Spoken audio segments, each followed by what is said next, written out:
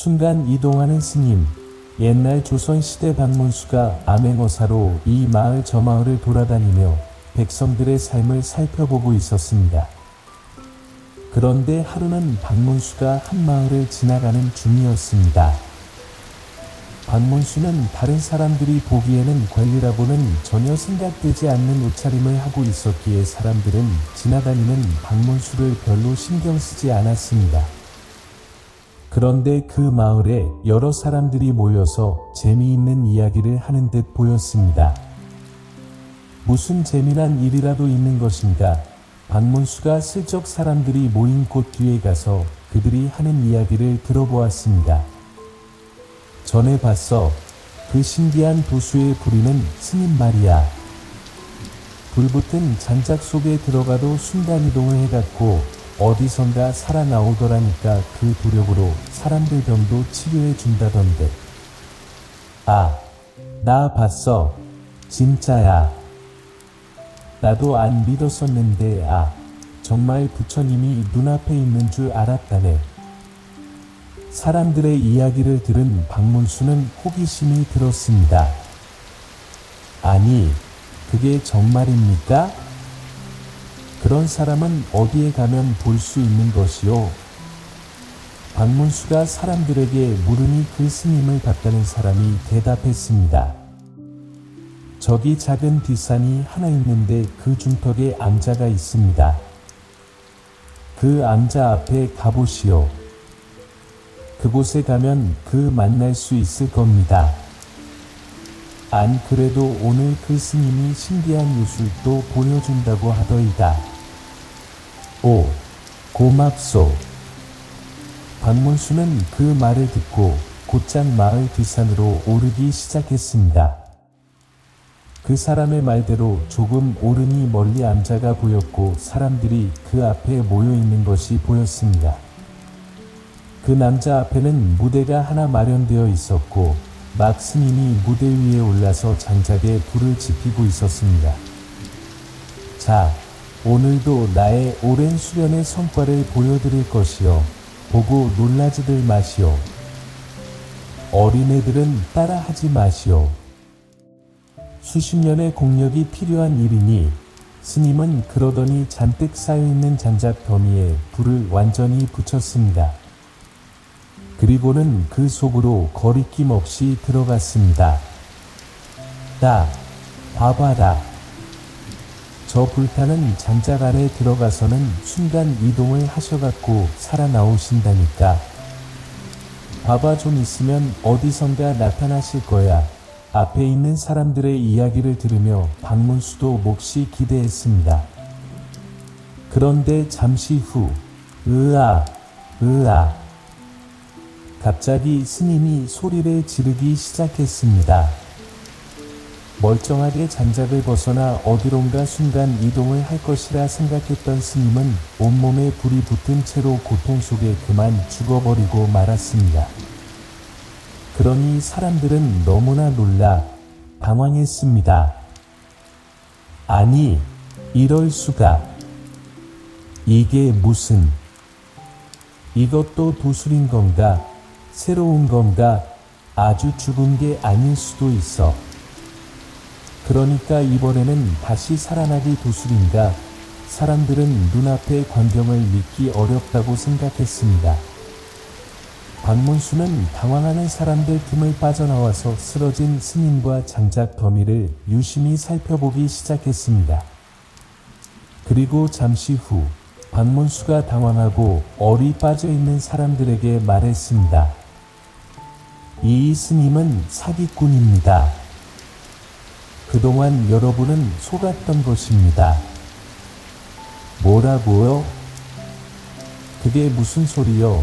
마을 사람들이 물으니 박문수는 자신이 파악한 스님의 수법을 말하기 시작했습니다. 그 수법은 바로 장작 더미 밑에 암자 뒤로 통하는 커다란 땅굴을 파놓은 것이었습니다. 그리고 장작 더미에 불이 붙으면 그 안에 들어가서는 곧장 바로 밑에 땅굴로 불을 피해 들어가는 것이었습니다. 그 설명을 들은 마을 사람들은 고개를 끄덕였습니다. 아이, 그럴 수가. 우리가 깜빡 속지 않았나 그러게. 아, 난 그 믿고 약을 잔뜩 샀었는데. 아이, 그런데 그럼 오늘은 왜 절이 드는 것입니까? 한 사람이 물으니 박문수가 커다란 나무 막대기로 불이 남아있는 장작 더미들을 치우고 그 아래를 한번 두드려 봤습니다. 누군가의 땅굴을 막아 놓은 것 같습니다.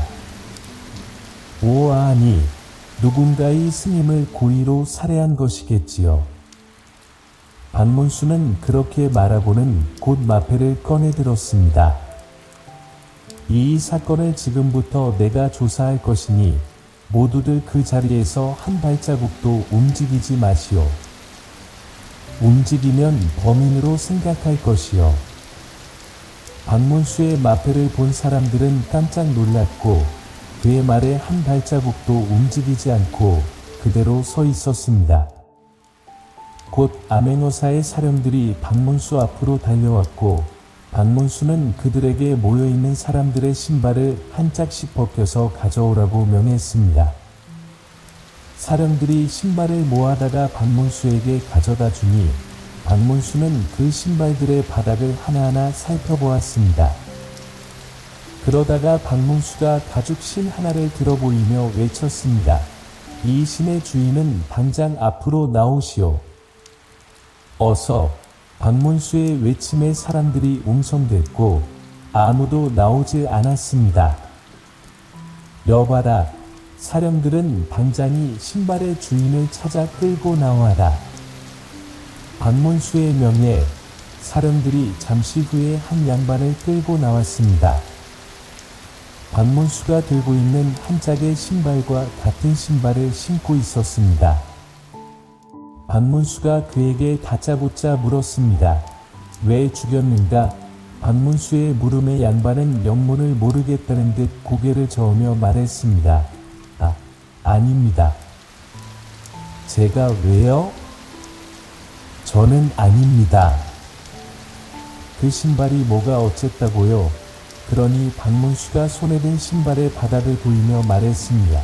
저 장작 더미 주변에는 그동안 저 죽은 스님이 태웠던 장작들의 시커먼 숯가루와 잔해들이 지나는 갈색의 흙과 잔뜩 섞여 있지.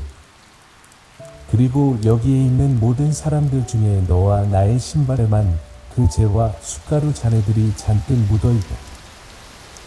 다른 이들은 이곳에 오는 동안 저 산길에 황토색 흙만이 묻어 있을 뿐이었다. 이래도 발뺌을 하겠느냐? 그러니 이 양반은 당황하다가 갑자기 엎드려서 엉엉 울기 시작했습니다. 오사토나리, 오사토나리. 저놈은 사람이 아닙니다. 마귀입니다. 죽어도 싼 녀석이란 말입니다. 양반이 그리 말하니 박문수는 차분한 목소리로 물었습니다. 저 스님과 원하는 관계가 있는 것이냐? 그러니 이 양반은 이야기를 시작했고 박문수는 가만히 그 이야기를 경청하였습니다. 이야기는 이러했습니다. 이 양반은 이저수라는 사람으로 그래도 이 마을에서 잘 나가는 사람이었습니다. 그런데 그런 이저수에게는 고민이 있었습니다. 자식이라고는 딸 하나뿐인데 몇 달이 이후 마을의 한 남자와 정군이 나서 몰래 연애를 하다가 그 남자에게 심각한 병을 옮게 되는 것입니다. 이럴 수가 어찌 그런 것이냐. 남자를 만나도 어찌 그런 병에 걸린 남자를 만나. 아버님 어쩔 수 없었습니다. 마음이 끌려 부디 혼인을 허락해 주세요. 이미 병에 걸려버린 상황에서 만약 혼인까지 반대를 하면 딸의 상태가 더 안 좋아질 것을 걱정한 이주하수는 그 혼인을 허락하려 하였습니다. 하지만 잠시 뒤에 안타까운 소식이 들려왔습니다. 아이고 좌수나리, 좌수나리, 왜 그러는가? 알아보라 하셨던 그 청년이 결국 죽었답니다. 병이 갑자기 악화되어. 뭐라 이럴 수가. 감돌아 너는 절대로 이 일에 대해서 그 어떤 사람에게도 말해서는 안 된다. 알겠느냐? 너와 나만의 비밀이 돼야 할 것이다. 아이고, 그러며 걱정하지 마십시오. 제가 좌순하리께 받은 은혜가 얼마나 많은데 입을 함부로 놀리겠습니까? 고맙구나. 딸이 사랑한 그 남자는 결국 그 병이 악화되어 죽게 되는 것입니다. 그리고 얼마 지나지 않아서 이 딸도 병이 진행되어 위중한 상황이 되었습니다. 따라서 우리 딸, 나는 자식이라고 너밖에 없는데 어미더러 너 없이 어찌 살라는 것이냐? 내가 죽으면 나도 죽을 것이다. 딸아 정신을 좀 차려보거라. 이 자수는 딸을 살리기 위해서 의원이란 의원은 다 불러보았고 약이란 약도 다 써보았습니다. 하지만 딸의 병은 쉽게 낫지 않았습니다. 그러다가 병을 잘 고친다는 한 스님의 이야기를 듣게 되었습니다. 여보, 저기 저 뒷산에 암자에 계신 스님이 그렇게 병을 잘 고치신답니다. 우리 딸을 한번 봐달라고 총을 넣어보세요. 그게 정말요? 알겠어. 이 자수는 그 스님을 집으로 모시고 왔으니 그 스님이 바로 물에 타 죽은 그 스님이었습니다. 제발 우리 딸아, 이 병을 고쳐 주십시오. 스님, 고맙습니다. 스님, 고맙습니다. 정말 감사합니다. 스님, 이 은혜는 잊지 않을 것입니다. 이 자수는 수많은 재물을 스님에게 주었습니다. 주님은 그것을 가지고 절로 돌아가는데 그런데 그때부터 문제가 시작되었습니다. 이 자수의 딸의 병의 원인이 이웃 마을 남자와의 전분이었다는 것을 알게 된 예수님은 이를 빌미 삼아서 이 자수에게 재물을 요구하기 시작한 것입니다. 절에 허물어진 곳이 좀 많아서 돈이 좀 필요한데 말이요. 주님은 툭하면 찾아와서 돈이 필요하다고 말했습니다. 이 좌수는 그때마다 자신의 재산을 바치며 스님의 입을 막아왔습니다.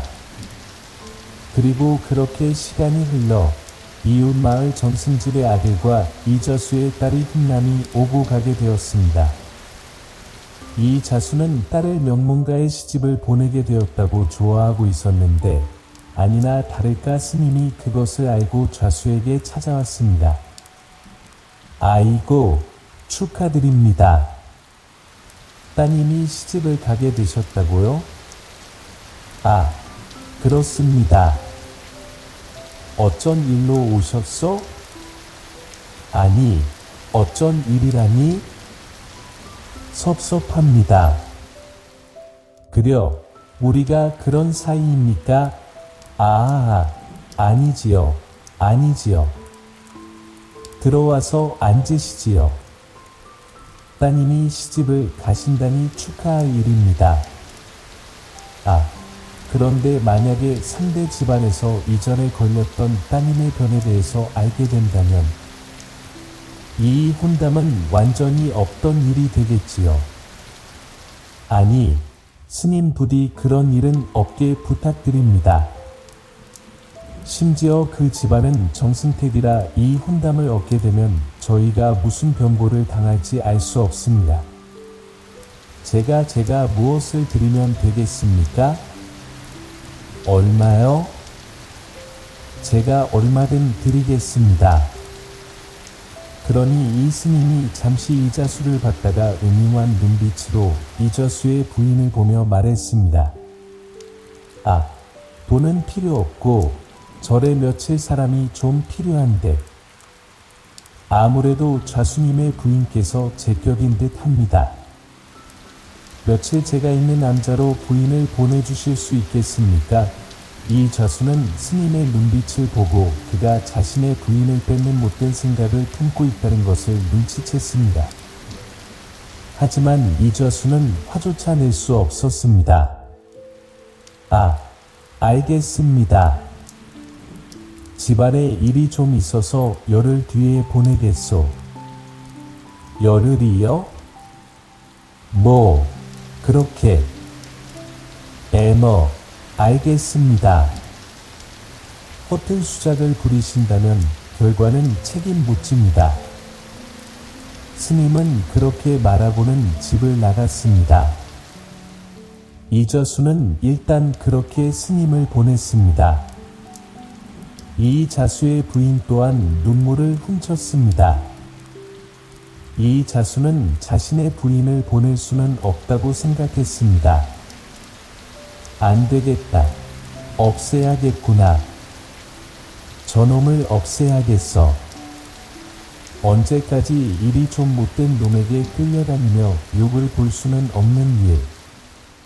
거기다 돈도 아니고 내 부인을 내놓으라니 그것은 절대로 아니 된다. 좌수는 그렇게 예수님을 제거해야겠다 생각한 것이었습니다. 그날부터 이좌수는 스님을 제거할 기회를 엿보며 예수님의 일거수일투족을 염탐하기 시작했습니다. 그리고 예수님이 사람들 앞에서 벌이는 속임수에 대해서 알게 된 것입니다. 이게 기회구나. 저 마귀 같은 놈을 아무도 모르게 없애버릴 수 있겠구나. 그는 이것을 기회라고 생각하여 아침 일찍 미리 나와서 스님이 파놓은 땅굴의 입구를 막아 놓았습니다. 그리고 결국 그 스님이 평소처럼 잔작불 속을 빠져나오지 못하게 만들어서 물에 다 죽게 만든 것이었습니다. 이야기를 마친 좌수는 머리를 땅에 찌으며 말했습니다. 저의 죄를 물으십시오. 어사나리, 마귀 같은 자에게서 우리 가족들을 지키기 위해 제가 마귀가 되었습니다. 다만 저희 딸의 혼인이 다스의 뒤입니다. 제발 딸의 혼례식은 무사히 치른 뒤에 그 벌을 내려주시기 바랍니다. 박문수는 그 말을 듣고는 눈을 감고 잠시 생각에 잠겼습니다. 그리고는 이내 말했습니다. 딸과 부인을 지키기 위해서 어쩔 수 없는 일이었구나. 사람을 죽게 만든 것은 분명 크나큰 범죄임에 틀림없으나 그 사정을 들으니 나는 너처럼 하지 않을 것이다. 하고 내 자신있게 말할 수가 없을 듯하다. 가족을 지키기 위한 가장이 정당한 방어라고 생각한다. 네, 그리하여 너의 벌을 감하여 줄 테니 본인이 끝난 뒤 관에 벌금으로 돈 100냥을 바치도록 하거라. 이럴 수가 정말입니까? 제2 은혜를 어찌 갚겠으니까 고맙습니다. 어서 날이 고맙습니다. 그럼 날의 혼인식을 잘 치르시게나. 박문수는 그렇게 말하고 관아에 가서 이러한 사실을 사또에게 말하고 이튿날이 되어 다른 마을로 떠났다고 합니다. 바리가 내시로구나. 초대받지 않은 손님. 바리가 내시로구나. 신라 경문왕의 아들이 제49대 왕인 헌강왕이 되어 재임하던 시절의 이야기입니다. 건강왕이 울산 계운포에 행차하여 평화로운 하루를 보내고 날이 저물 무렵 궁으로 돌아가려고 자리를 일어나는 중이었습니다. 그런데 갑자기 구름과 안개가 자욱하여 한치의 앞도 보이지 않아서 모두 어디로 가야 하는지 모르고 우왕좌왕하며 헤매고 있었습니다.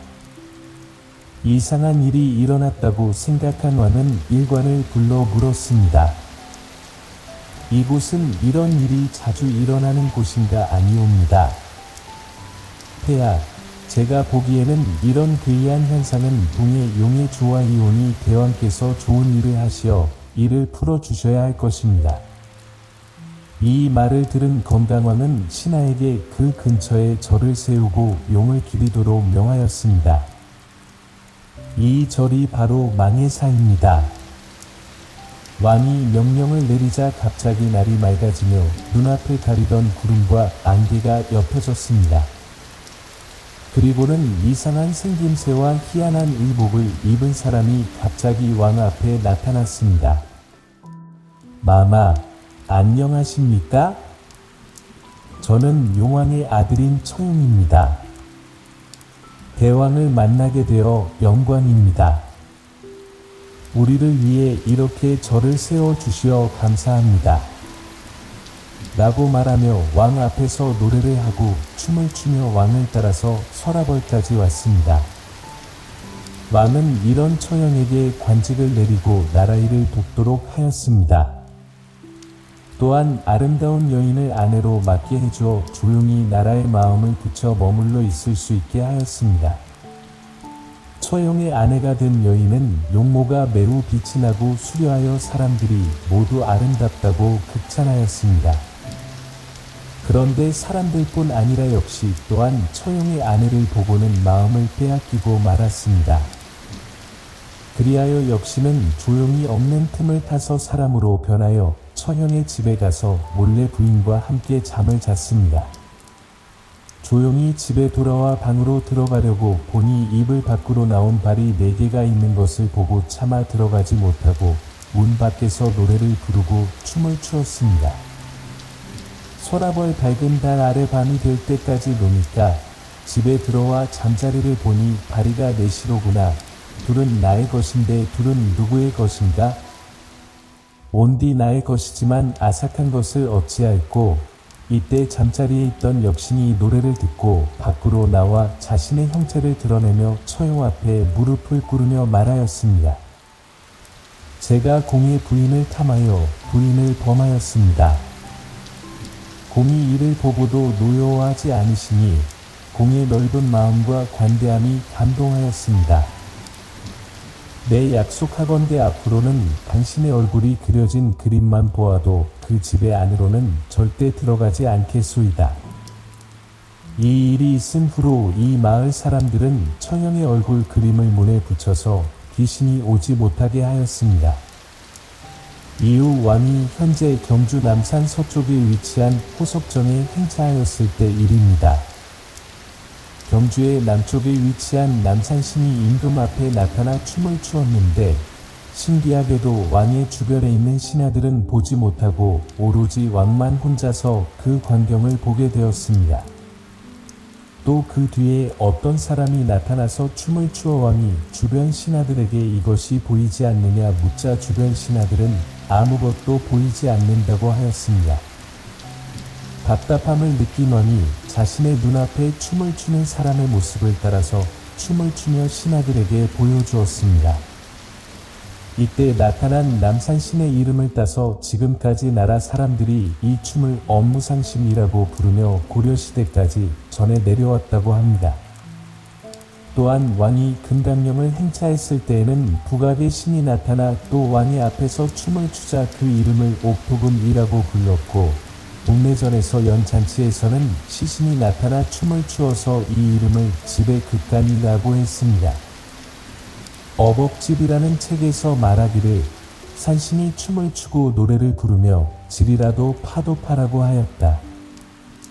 라고 하는 것은 지혜로서 나라를 다스리는 사람이 미리 일이 일어날 것을 알아 모두 달아나고 곧 도읍이 파괴된다는 것이라고 하였습니다. 이는 바로 지신과 산신이 장차 나라가 망할 것을 알고 왕 앞에 나타나 춤을 추며 경계하라며 주의를 준 것이었으나 사람들이 이를 깨닫지 못하고 상사로운 일이라며 넘겨서 향락에 심하게 빠져 결국에 신라가 망하게 되었습니다. 까치전 우족 삼촌 중에서 집이 이같이 사치하기는 고금의 처음이다. 이러함으로 낙성현을 배설하고 고부친척을 다 청하여 즐길세. 배반이 난자하여 낙성주 취하게 먹고 온갖 비금들이 교음을 자아내니 관현국을 드리는 듯하니 만주와 제객의 지응이 몽롱하여 죄기세. 춤 잘 추는 합두름이 백설 같은 옷을 입고 짧은 목을 길게 베어 고개를 기울기울 까마귀를 볼짝 쉬면 검은 빛을 띤 푸른 뒷옷을 입고 두 날개를 엎어 펄 유막에 꾀꼬리는 황금 갑옷 떨쳐 입고 노래를 화창하며 박람서 나온 제비는 논어 그를 부대하는 것을 안다고 하고 모르는 것을 모른다고 하는 것 이것이 아는 것이다라고 참새는 오오작작 소리하고 호반새 거동 보석 홍천 팔찌치고 주르륵 날아들어 춤을 추고 동네 천지 두꺼비는 넙죽넙죽 즐기더라. 이때까지 온갖 비금을 다 청하였으되 촉망 중에 분주하여 남산골 중에 사는 비둘기를 미처 청하지 못하였더니 비둘기 본심이 불축하여 지식은 간사함을 쌓는 것에 만족하였고 말솜씨는 여러 잘못을 감추고도 남았으며 혼인 중에 베풍지기와 시장 중에 얽매하기와 불 붙이는데 기질하며 오는 아이 강정 주고 유부녀 초인하기 악함을 주인 삼기를 일사문이 도처에 행악함에 비금 중에 그놈한테 아니 맞음이 없더라.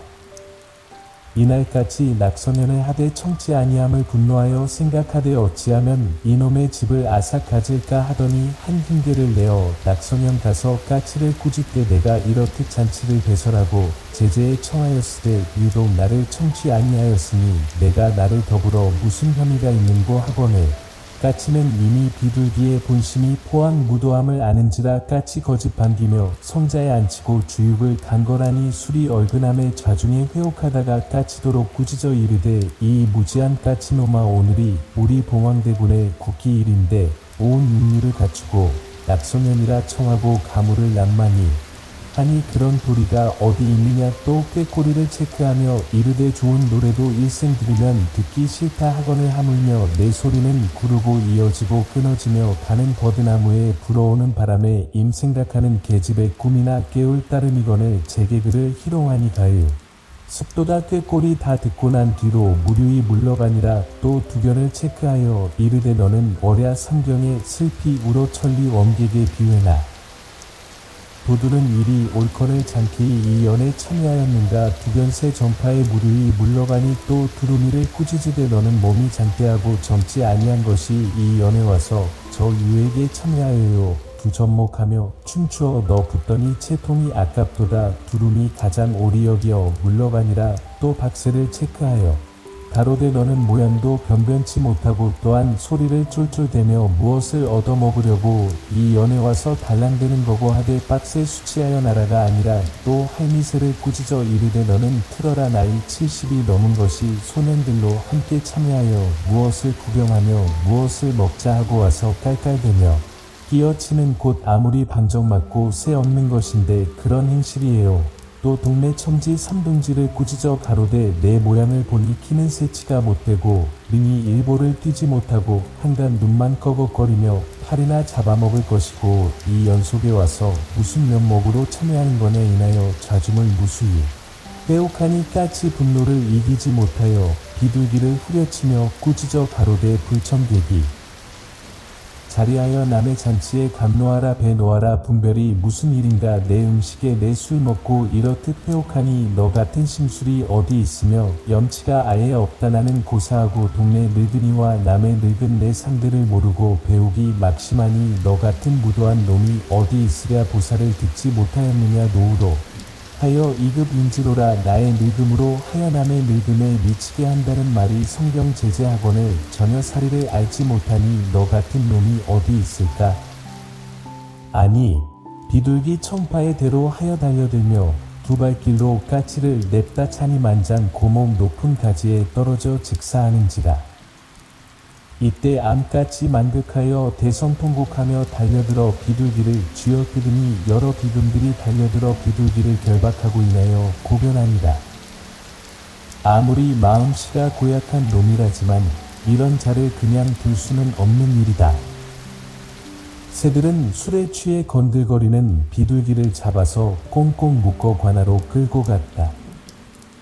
아나콘수인 보람의 사또는 사연을 듣고 즉시 증인들을 관하로 불러들였다. 먼저 꾀꼬리에게 묻겠다. 너는 그 잔치에 참석하였으니 어떻게 된 일인지 사실을 알 것이다. 당시에 일어났던 일들을 숨김없이 바른대로 아뢰어라. 꾀꼬리가 아래였다. 소생은 한가한 때를 틈타서 간간히 슬피 울어 서로 애타게 사랑하는 사람들의 외로운 꿈이나 깨우는 새일 뿐인데, 어느 날 까치의 집들이에 초대를 받아서 잔치에 참석했는데 손님들이 저에게 노래를 한 곡 줘 부르라 권하기에 한 곡 쪽 베어 부른 후 떠났기 때문에 제가 떠나간 이후 그곳에서 무슨 일이 일어났었는지 전혀 알 길이 없사옵니다.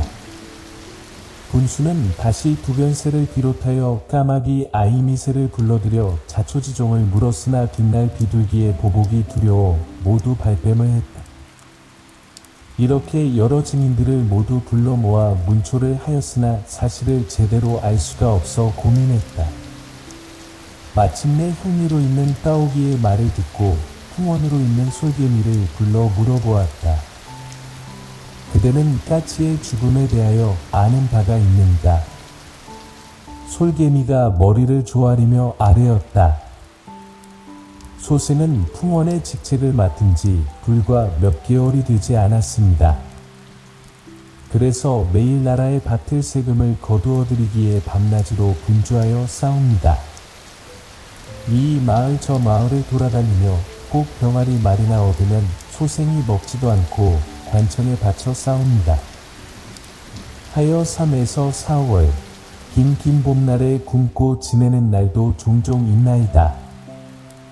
그러므로 까치의 잔치에는 가보지도 못해 싸우니 소생이 짐작하기로는 두꺼비를 문초와 씌우면 진상을 알 수 있을지 모르게 싸웁니다. 군수는 솔개미 풍원의 말을 그럴 듯이 여겨 즉시 두꺼비를 잡아들이라 하였다. 그런데 마침 비둘기의 아내가 자기 친동생을 한밤중에 두꺼비에게 보냈다. 그리고 금과 비단을 뇌물로 주면서 남편 비둘기가 벌을 받지 않도록 할 수 있는 방법을 일러달라고 했다. 두꺼비가 뇌물을 받고서는 기뻐서 눈을 껌뻑이며 말했다. 공무원이 있으면 귀신도 부린다 했으니 염려 말라. 내 드림이 관과에서 사물을 맡아보는 책방 구진과 수천기생의 앵무새가 문수 영감의 총회를 독차지하고 있다 들었네. 부러워하니 그들에게 금은 보화를 덤뿍 주어 벌을 받지 않도록 이를 잘 수습하도록 하게. 그리고 각 청의 두목과 고을의 여러 관리들에게도 뇌물을 주게. 그 후에 이리저리 하면 암까지 한 마리가 아무리 죽은 남편까지의 원수를 갚겠다고 이리저리 날고 뛰어도 어찌할 수 없을 터이니 그렇게 하게. 비둘기 아내의 친동생은 두꺼비의 말을 듣고 그게 기뻐하면서 돌아가 그 말 같이 하니라. 그 후에 두꺼비가 곤가에 붙들려 오니 나이가 80이라 두꺼비는 숨이 차서 배를 불룩불룩 하면서 눈을 깜빡거리며 이불을 억적이며 여쭈어대 밟고 명쾌한 정치 아래 조금이라도 속이리까? 온대로 아래 일이다. 아들 군수가 크게 기뻐하여 가까이 앉히고 묻기를 너를 보니 나이도 많고 점잖은 백성이다.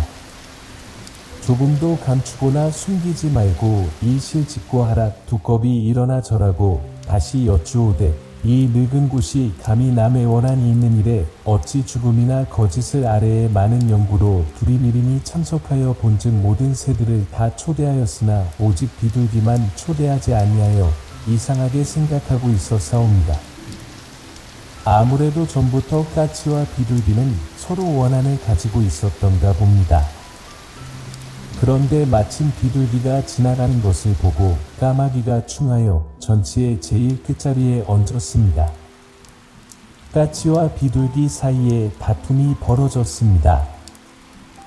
그때 한참 말다툼을 벌이다가 까치가 달려들어 비둘기를 걷어 찰 쪽의 끝 높은 가지에서 발을 잘못 디디어서 쥐 스스로 떨어져 죽어사옵니다.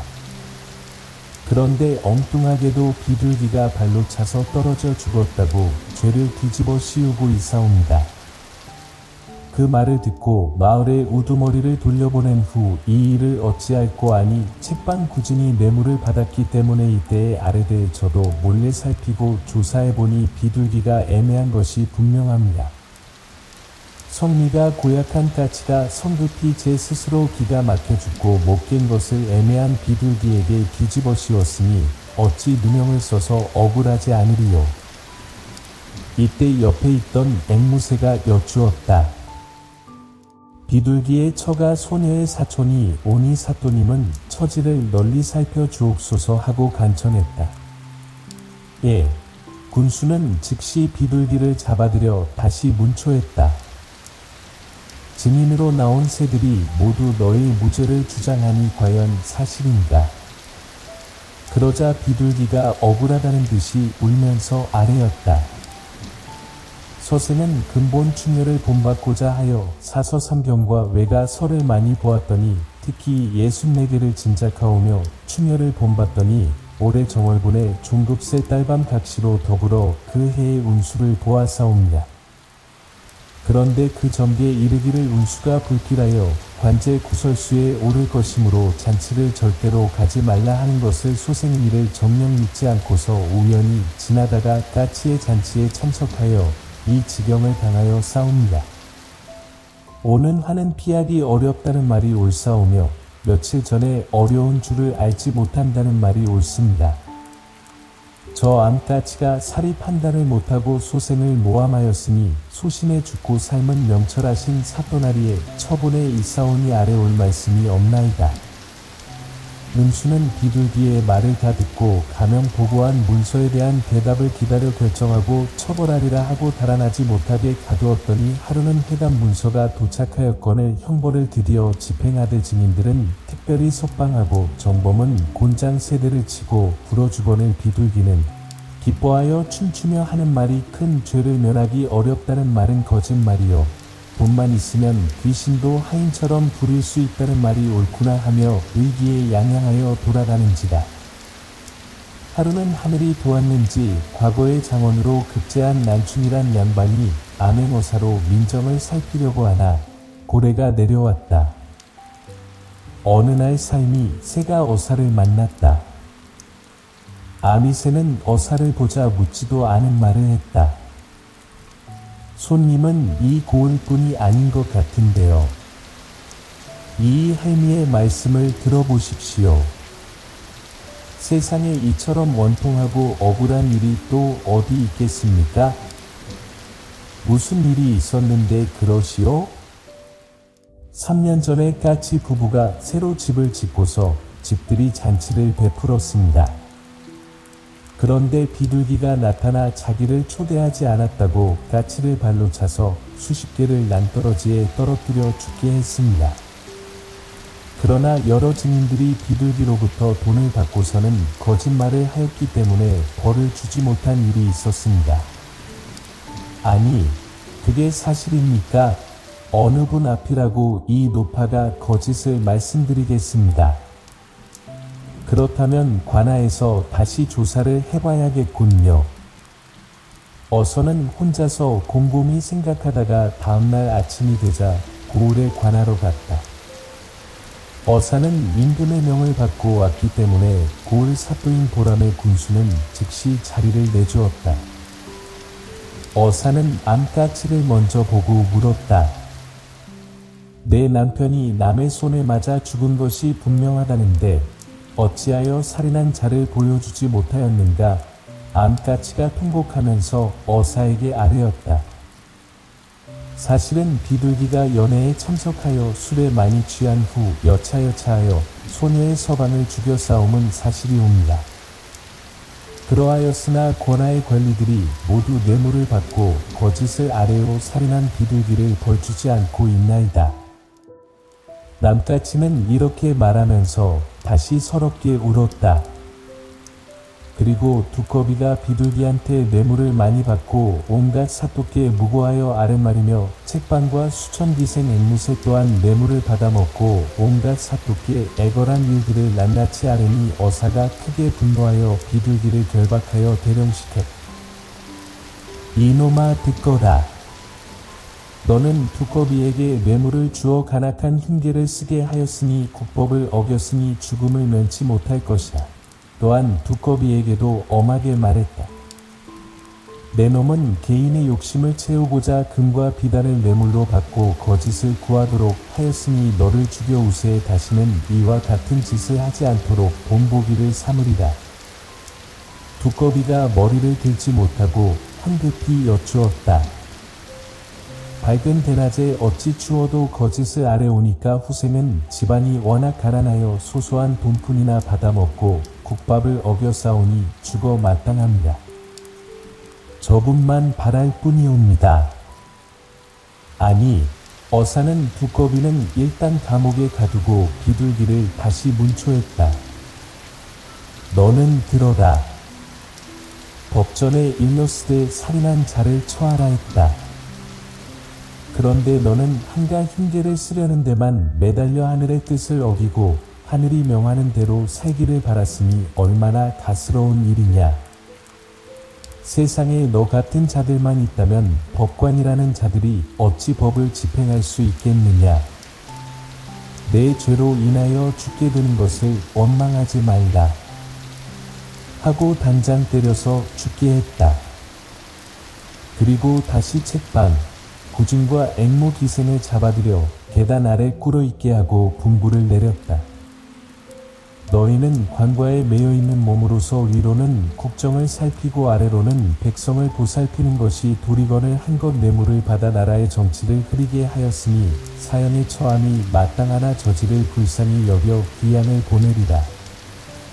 하고 두꺼비는 곤지암 90대를 쳐서 아무도 살지 않은 섬으로 귀양을 보냈다.